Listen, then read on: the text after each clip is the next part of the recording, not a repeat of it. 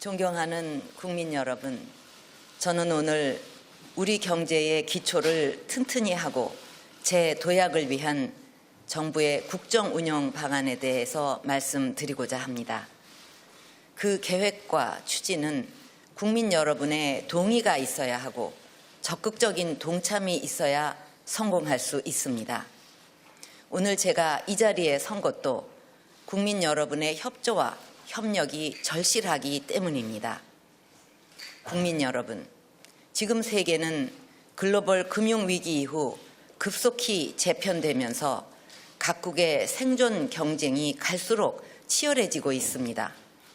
앞으로 3, 4년은 대한민국의 미래를 결정할 분수령이 될 것입니다.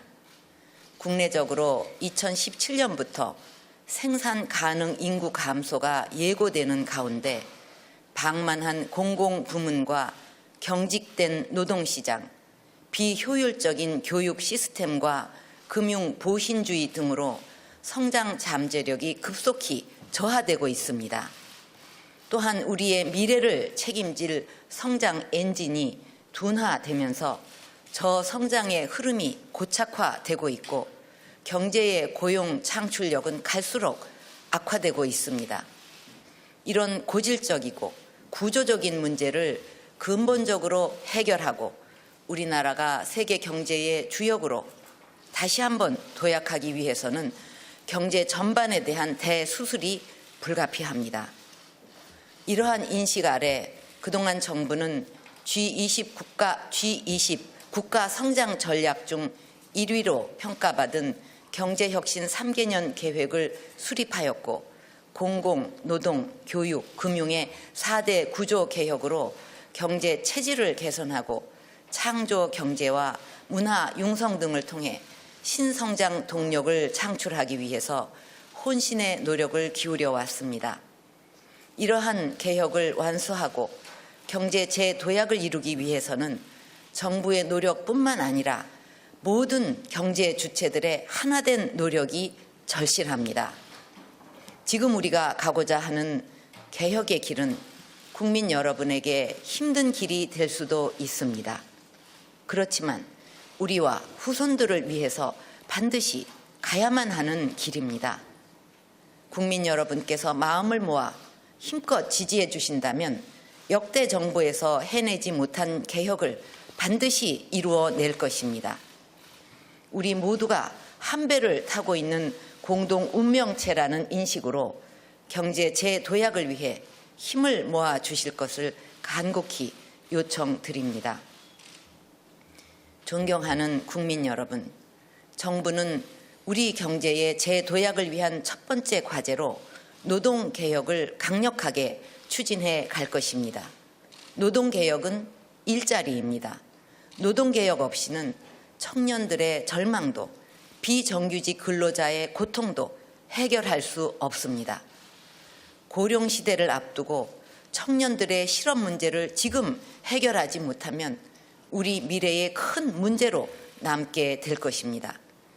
지금 청년 실업률은 10%를 넘어섰으며 미래가 불안한 우리 청년들이 연애도, 결혼도, 출산도 기피하는 현상을 빗대서 소위 3포 세대라는 신조어까지 만들어졌습니다. 내년부터 정년 연장이 시행되고 향후 3, 4년 동안 베이비 부머 세대의 아들, 딸이 대거 대학을 졸업하게 되면 청년들의 고용 절벽은 더욱 심각해질 것입니다. 저는 청년 일자리 문제를 해결하는 것이야말로 우리 사회를 건강하게 만드는 토대이자 저출산 문제를 해결하는 핵심적인 열쇠라고 생각합니다. 이제는 우리의 딸과 아들을 위해서 국가의 미래를 위해서 결단을 내릴 때가 되었습니다. 이를 위해서는 기성세대가 함께 고통을 분담하고 기득권을 조금씩 양보해야 합니다. 내년부터 60세 정년제가 시행되면 향후 5년 동안 기업들은 115조 원의 인건비를 추가로 부담할 것으로 예상됩니다. 이렇게 인건비가 늘어나면 기업들이 청년 채용을 늘리기가 어렵습니다. 정년 연장을 하되 임금은 조금씩 양보하는 임금 피크제를 도입해서 청년 일자리를 더 많이 만들 수 있도록 해야 합니다. 또한 예전처럼 일단 좋은 일자리에 취업하면 일을 잘하든 못하든 고용이 보장되고 근속 연수에 따라 임금이 자동으로 올라가는 시스템으로는 기업이 더 많은 일자리를 만들기 어렵습니다. 능력과 성과에 따라 채용과 임금이 결정되는 공정하고 유연한 노동시장으로 바뀌어야 고용을 유지하고 더 많은 일자리를 만들 수 있습니다. 이렇게 임금 체계가 바뀌고 노동 유연성이 개선되면 기업들은 그만큼 정규직 채용에 앞장서 주셔서 고용과 성장의 선순환 구조를 만들어내야 할 것입니다. 이를 위해서는 노와 사의 대승적인 결단이 필요합니다. 청년들에게 더 많은 일자리를 제공할 수 있도록 대기업과 고임금 정규직들이 조금씩 양보와 타협의 정신을 발휘해 줄 것을 간곡히 당부드립니다. 정부와 공공기관도 노동개혁과 청년 일자리 문제를 해결하는 데 솔선수범하겠습니다. 우선 금년 중으로 전 공공기관의 임금 피크제 도입을 완료하겠습니다. 공공기관의 임금 피크제가 도입되면 국민들의 추가 부담 없이 절감된 재원으로 앞으로 2년간 약 8천여 개의 청년 일자리가 만들어질 것입니다. 공무원 임금 체계도 능력과 성과에 따라 결정되도록 개편해 가겠습니다. 이와 함께 공공기관이 교육을 통해 청년들의 직무 능력을 끌어올려서 관련 중소기업의 정규직으로 채용될 수 있도록 하는 고용 디딤돌 프로그램도 적극 확대해 나갈 것입니다. 노동개혁은 국가 경쟁력을 높이기 위해서도 더 이상 미룰 수가 없습니다. 2014년도 세계경제포럼은 우리나라의 국가 경쟁력을 144개국 가운데 26위로 평가를 했지만 노동시장의 효율성은 88위, 노사 간 협력은 132위로 사실상 낙제점을 주었습니다. 독일은 1990년대 높은 실업률과 낮은 경제성장, 높은 복지 비용이라는 삼중고 때문에 유럽의 병자로 불렸지만 노동시장 개혁을 통해 유럽의 중심 국가로 부활했습니다. 당시 독일 기업들은 노동시장의 경직성을 견디지 못하고 동유럽으로 생산기지를 옮기려 했지만 노사 간 협력관계 구축과 노동시장의 유연성 제고 등의 개혁을 이루어내서 국내 투자와 국내 고용을 늘리는 데 성공했고 이제는 유럽 최강의 경제 대국으로 우뚝 섰습니다. 현재 한국노총을 비롯한 노사단체들이 노동시장 개혁을 놓고 여러 갈등을 겪고 있는 것으로 알고 있습니다. 하지만 이럴 때일수록 노사가 사회적 책임의식을 가지고 국민에게 희망을 주는 리더십을 발휘해야 한다고 생각합니다. 현재 중단되어 있는 노사정 논의를 조속히 재개하고 노사가 한 발씩 양보해서 국민이 기대하는 대타협을 도출해 주실 것을 간곡히 요청드립니다. 정부도 근로자 여러분을 위한 사회 안전망을 더욱 튼튼히 하고 비정규직 보호를 한층 강화해 나가면서 노사정 대타협을 적극 뒷받침해 나갈 것입니다. 먼저 실직한 근로자가 안정적인 생활을 유지할 수 있도록 실업급여를 현재 평균 임금 50% 수준에서 60%로 올리고 실업급여 지급 기간도 현행보다 30일을 더 늘릴 것입니다. 이와 함께 실직자들이 새로운 일자리를 빨리 찾을 수 있도록 취업 상담과 맞춤형 교육 훈련, 재취업 알선까지 원스톱 서비스를 제공하는 고용복지 플러스 센터를 대폭 확충해 나가겠습니다. 존경하는 국민 여러분, 경제 재도약을 위한 두 번째 과제는 공공부문 개혁입니다. 공공부문은 우리 경제사회의 기본 인프라이자 우리 경제의 중요한 축을 담당하고 있습니다. 그럼에도 불구하고 지금까지 방만한 경영과 낮은 생산성으로 비효율을 초래해 왔습니다. 공공개혁은 국가 시스템을 바로잡는 모든 개혁의 출발점이자 다른 부문의 변화를 선도하는 매우 중요한 과제입니다. 그동안 정부는 공공부문의 정상화를 위한 로드맵을 세우고 이를 차질 없이 시행해 왔습니다. 공무원들의 이해와 양보를 바탕으로 매일 80억 원씩 국민 세금으로 적자를 보전하던 공무원 연금을 개혁해서 향후 70년간 497조 원의 국민 세금을 절감하도록 하였습니다.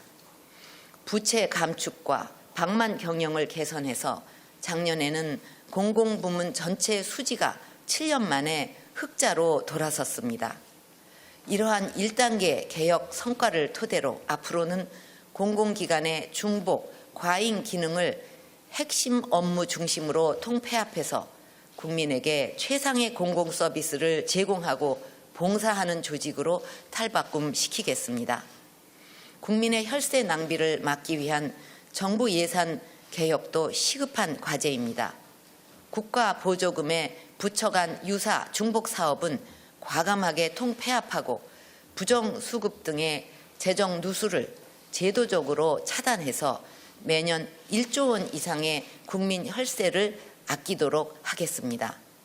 재정 정보의 투명한 공개도 혈세 낭비를 막는 중요한 수단이 됩니다. 정부는 국가 재정 관련 각종 통계와 재정 운용 실태를 국민들이 한눈에 살펴보고 비교, 분석할 수 있도록 최근에 열린 재정이라는 포털을 구축하였습니다. 국민 여러분께서도 이 포털을 통해 세금이 어떻게 쓰이는지 지켜보시면서 예산 낭비를 바로잡는 예산 지킴이가 되어주시기 바랍니다. 존경하는 국민 여러분, 세 번째 과제로 교육 개혁을 지속적으로 추진하겠습니다. 우리는 지금 창의성을 갖춘 인재가 개인의 발전은 물론 국가 경쟁력을 좌우하는 시대를 살아가고 있습니다. 하지만 우리 교육 현실을 보면 초중고생들은 과도한 입시 위주 교육에 시달리고 있고 대학생들은 현장과 동떨어진 스펙 쌓기에 몰두하고 있으며 학부모들은 과중한 교육비 때문에 엄청난 고통을 받고 있습니다. 정부는 이런 교육 현실을 개혁하기 위해서 학생의 꿈과 끼를 키우는 교육, 학벌이 아닌 능력 중심의 사회 구현, 사회 수요 맞춤형 인재 양성을 교육 정책의 목표로 제시하였습니다. 그리고 이런 목표를 달성하기 위해서 자유학기제, 공교육 정상화, 교육 재정 개혁, 일학습 병행제, 선취업 후 진학, 사회 수요 맞춤형 인력 양성 등 6개 개혁 과제를 집중적으로 추진해 오고 있습니다. 지난해부터 시범 운영하고 있는 자유학기제는 학교 폭력이 줄어들고 학교 생활에 대한 만족도가 높아진다는 현장의 긍정적인 평가를 받고 있습니다. 내년부터는 자유학기제를 전면 확대해서 학생들이 자신의 꿈과 끼를 살리는 창의적 인재로 키워가겠습니다. 또한 학생들의 학업 부담이 가중되고 학교 교육이 왜곡되지 않도록 초, 중고 시험에서 선행 출제를 하는 관행을 끊고 수능 난이도를 안정화해서 공교육 정상화의 토대를 쌓겠습니다. 학벌이 아닌 능력을 우대하는 사회를 만들기 위해서 작년에 개발한 797개의 국가 직무 능력 표준의 보급을 대폭 확대하겠습니다. 선취업 후 진학 제도를 더욱 발전시켜서 고등학교를 졸업하고 곧바로 취업을 하더라도 원하는 시기에 언제든지 학업의 기회를 가질 수 있도록 하겠습니다. 대학도 사회의 수요에 맞는 인재를 양성할 수 있도록 사회 수요를 반영한 학과와 교육 과정의 확산을 지원하면서 구조 개혁을 강력히 추진해 나갈 것입니다. 교육 개혁의 성패는 정책이 구현되는 교육 현장에 달려 있습니다. 현장에서 개혁을 이끌어갈 각급 학교, 교원, 학부모 여러분의 관심과 협조를 부탁드립니다. 존경하는 국민 여러분, 네 번째 과제로 우리 경제의 재도약을 위해 경제의 혈맥 역할을 하는 금융 시스템을 개혁하겠습니다. 세계 10위권의 경제 규모를 가진 우리나라가 아프리카 국가들과 비슷한 80위권의 금융 경쟁력을 갖고 있다는 세계 경제 포럼의 평가는 우리 금융의 현실을 단적으로 보여주고 있습니다. 세계 금융 질서의 변화 흐름을 외면하며 낡은 시스템과 관행에 안주해 온 탓입니다. 글로벌 금융위기 이후 혁신과 아이디어로 무장한 핀테크 혁명이 세계 금융 질서 판도를 바꾸고 있습니다. 그 흐름을 놓치고 따라가지 못한다면 우리 금융산업은 도태될 것이고 청년들이 선망하는 금융산업에서 더 이상 일자리를 만들어내지 못할 것입니다. 경제의 혈맥인 금융이 본연의 기능을 회복해서 경제의 실핏줄까지 신선한 혈액을 공급하고 원기를 불어넣도록 만들어야 합니다. 무엇보다 담보나 보증과 같은 낡은 보시주의 관행과 현실에 안주한 금융회사의 영업 행태부터 바꿔 나갈 것입니다. 금융개혁이 이루어지면 창업, 성장 단계를 거쳐 성장에 이르는 기업의 라이프 사이클에 맞춰 자본의 공급과 회수가 선순환으로 이루어지게 되고 이러한 자본시장 생태계는 벤처 창업 기업을 제대로 지원할 수 있게 될 것입니다. 금융개혁을 통해 크라우드 펀딩, 인터넷 전문 은행 같은 새로운 금융 모델이 속도감 있게 도입이 되면 국내 금융산업의 경쟁과 혁신, 창업의 기운이 우수한 일자리를 창출함으로써 우리는 핀테크 강국으로 발돋움할 수 있습니다. 존경하는 국민 여러분, 4대 구조 개혁을 기반으로 경제 재도약을 이루기 위해서는 무엇보다 서비스 산업의 육성이 중요합니다. 서비스 산업 육성은 내수 수출 균형 경제를 달성하는 핵심 과제입니다. 과학기술의 발전과 산업 생태계의 변화로 과거처럼 제조업이 대규모로 고용을 하기가 어렵습니다. 이미 미국, 일본, 영국 같은 선진국들은 지속적인 산업구조 전환을 통해 고부가가치 서비스 산업 비중을 GDP 대비 70 내지 80%까지 끌어올렸습니다. 하지만 우리나라는 서비스업 비중이 59%에 불과합니다. 우리도 서비스 산업 투자와 생산성을 선진국 수준으로 높이면 2030년까지 성장률을 0.2 내지 0.5%포인트 높이고 취업자를 최대 69만 명까지 늘릴 수가 있습니다. 이제는 우리 경제의 성장과 일자리 창출을 위해 서비스 산업 육성에 총력을 기울여야 할 때입니다. 의료, 관광, 콘텐츠, 금융, 교육같이 우리가 잘할 수 있는 유망한 분야에 더욱 과감하게 투자할 수 있도록 물꼬를 터야 합니다. 문화, 예술과 ICT 융복합을 적극적으로 추진해서 세계 시장을 선도할 수 있는 서비스 산업 분야를 만들어내야 합니다. 하지만 안타깝게도 서비스 산업의 빅뱅을 지원하기 위한 서비스 산업 발전 기본법이 3년 이상 국회에 묶여 있습니다. 대한상의조사에 따르면 국회에서 서비스 기본법이 통과될 경우 서비스 기업들은 투자 규모를 34% 이상 늘린다고 합니다. 국회는 서비스 산업 발전 기본법을 하루속히 통과시켜서 서비스 산업을 세계적 수준으로 육성할 수 있는 길을 열어주기를 바랍니다. 또한 수준 높은 의료, 관광, 콘텐츠, 금융, 교육 등의 서비스를 13억 중국을 비롯한 세계에 제공할 수 있도록 관광진흥법, 국제의료사업지원법 등 관련 법률도 조속히 통과시켜 주시기를 바랍니다. 존경하는 국민 여러분, 오늘 저는 절박한 심정으로 정부가 추진해갈 경제혁신 방안을 설명드리고 모든 경제 주체들과 국민 여러분의 협력을 간곡하게 부탁드렸습니다. 지금 정부가 추진하는 개혁은 특정 집단이나 계층, 세대를 위한 것이 아니며 온 국민과 후손들의 미래가 달린 절체절명의 과제입니다.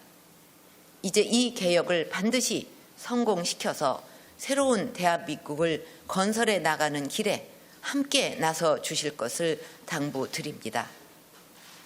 지금 세계 각국이 경제 침체의 늪에서 벗어나기 위해서 각고의 노력을 하고 있는 상황에서 저는 우리도 4대 개혁을 차질 없이 추진하고 창조 경제와 문화 융성을 이루는 데에 경제 도약의 해답이 있다고 확신합니다. 개인의 창의성과 능력을 바탕으로 한 창조 경제는 전 세계가 공감하는 경제적 대안이자 희망입니다. 저는 창조 경제를 통해 우리나라의 경제 부흥을 일으켜서 선진 대한민국을 만들어 갈 것입니다. 우리나라는 탁월한 창조성에 기인한 세계 최초의 금속 활자, 고유 문자, 한글 등 위대한 문화유산을 갖고 있고 지금은 드라마, K-팝 등 한류가 세계인의 마음을 사로잡고 있습니다.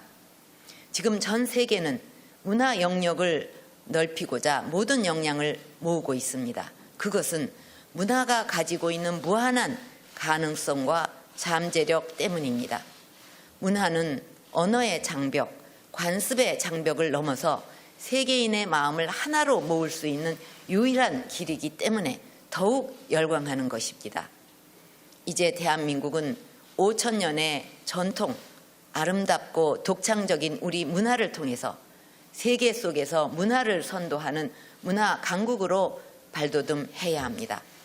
우리 안에 내재된 창조적 기질과 역량을 재발견하고 국민 개개인이 창의력을 발현해 나갈 수 있도록 5,000년 역사에서 축적된 창조적 유산을 결합시켜야 합니다. 정부는 우리의 역사와 전통, 지역 문화에 기반한 콘텐츠를 만들 수 있도록 자생적인 창작 생태계를 조성해 나갈 것입니다. 지금 진행 중인 문화창조 융합벨트 구축을 완성해서 새로운 문화 콘텐츠의 기획, 제작, 구현에 이르는 선순환 시스템을 만들고 이를 통해 청년 일자리를 창출하며 미래 신성장 동력을 만들어 경제 재도약의 기반을 마련할 것입니다. 국민 여러분, 이런 노력은 정부와 대통령의 의지만으로는 해낼 수 없는 것입니다. 모든 국정의 중심은 국민이고 혁신과 개혁의 동력은 국민으로부터 나옵니다.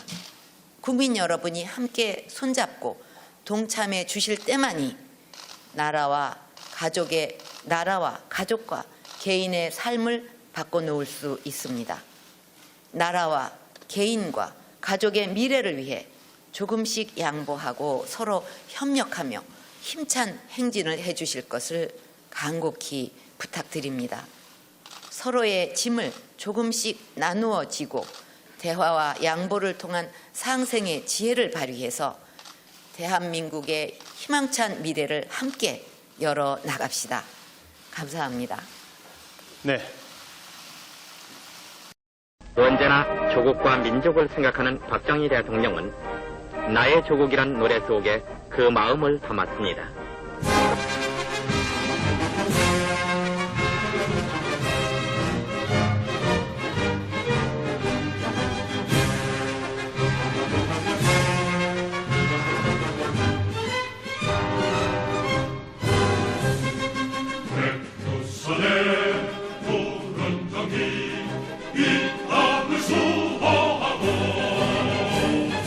한라산의 높은 기산